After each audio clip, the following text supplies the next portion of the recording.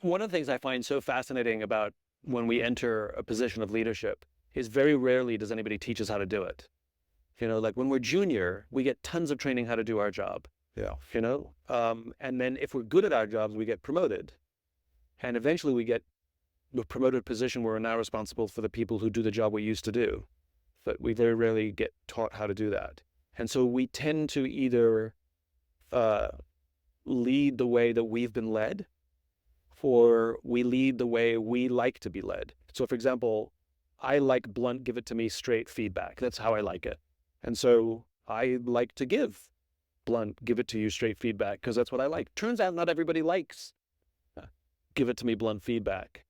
And so what good leaders have to do is they learn this new set of skills called leadership, because that's my new job.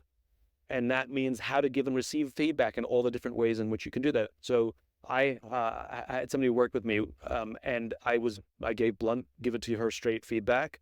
And every time I did, there were times where we actually were yelling at each other, like it didn't go well. And at one of the times we were shouting at each other, and it was just completely ridiculous. And I interrupted and said, "Well, clearly this isn't working.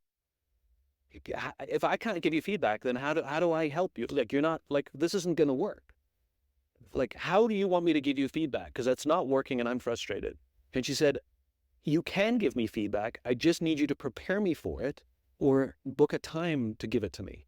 So I learned to say, on Thursday at 3 o'clock, I need to talk to you. I want to talk to you about some stuff that happened this week. Or I would say, "Can I give you some feedback now?" And she'll say yes or no. And then once she could like take the deep breath, I could be completely blunt.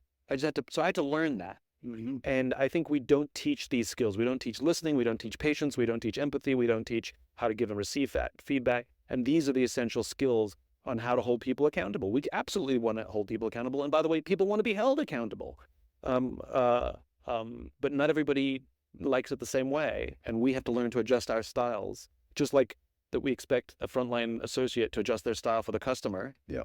We have to adjust our style for the people in our care, in our span of care. It's the same relationship.